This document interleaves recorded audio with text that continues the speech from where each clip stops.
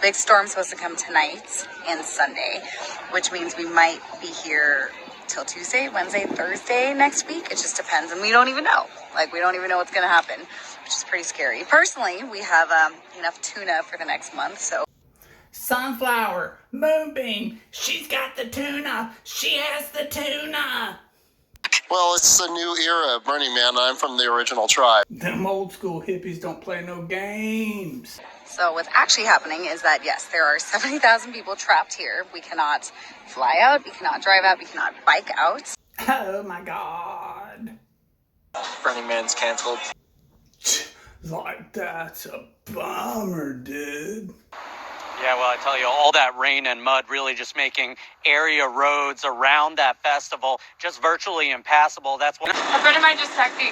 I heard you guys are in a national state of emergency. Wait, seriously? Yeah. So Burning Man's a national state of emergency? Supposedly on the outside, in the default world. She means the real world, like the actual world, where we have running water, power, electricity, food, and all that good stuff. Just saying. We are in a national state of emergency. I'm freaking out. Festival organizers are telling those attending to shelter in place. And Hey guys, a lot of people are asking me about the truth of Burning Man, like what's actually happening. with more rain in the forecast, it's really just uncertain how long this could go on. Nobody's going around warning people, so unless they're tuned into that radio station that's giving them updates, they really don't realize the severity of the situation. And some people are stealing things because that's what happens when things get weird.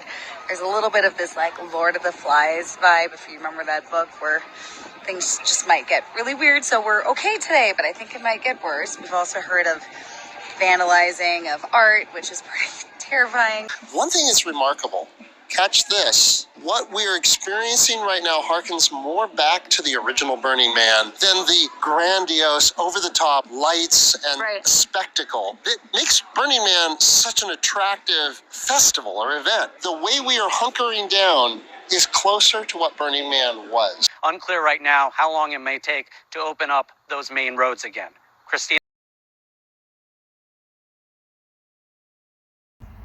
Look, all jokes aside, what happened was clearly unexpected, because the key contributing factor to all this is nobody prepares anymore. Very little people prepare.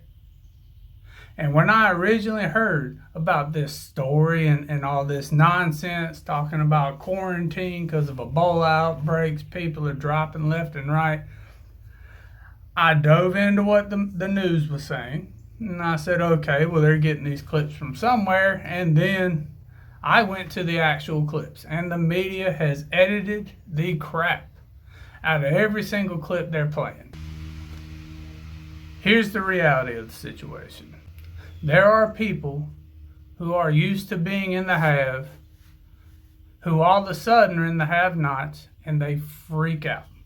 They abandon ship, they panic, they post it on social media and act like the sky's falling. And then there's a much larger group of people who aren't necessarily completely in the have, and they just roll with it. They've been without before, they're doing without now, and they're doing just fine.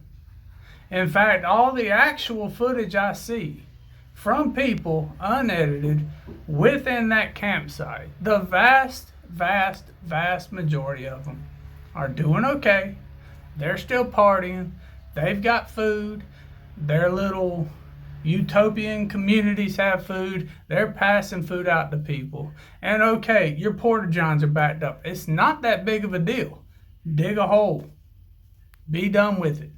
You're all COVID pandemic survivors. You should be used to dealing without toilet paper for a few days. So this whole situation is the biggest non-emergency emergency I've ever heard of.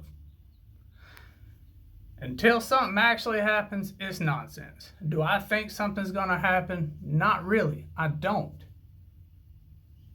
Because the actual footage from the actual people who are actually there are giving first-hand accounts of what's going on, and they're not in a massive panic. There is food, there is water, yes, they're rationing it, but my God, this is not Auschwitz, okay? These people aren't having to escape under concertina wire and avoid German shepherds who are patrolling the perimeter. They have feet. They can walk. Walk the 6 miles or however far it is like everybody else has done. Call yourself an Uber and get out of there. Now that particular part of the story isn't necessarily on the news. But if you wanted to escape, maybe next time you go to a dry riverbed and you can see a massive storm coming in towards you from the coast, don't pack up your Prius, load it down with all kinds of nonsense, and drive out somewhere where all the rainwater's going to go. Maybe you should have bought a truck. Listen, that's what I have with this thing. I honestly had a totally other video planned based off my initial readings and listening to what was going on based off the news networks. But everything actually shown from there, from people in there, spirits are high, they're doing good, it's a crappy situation, but they're all in a crappy situation together and making the best of it. Yes, there is one person passed, and that's a horrible thing. I'm not making light of that at all, but I am absolutely making fun of the mainstream press for how they have covered this story.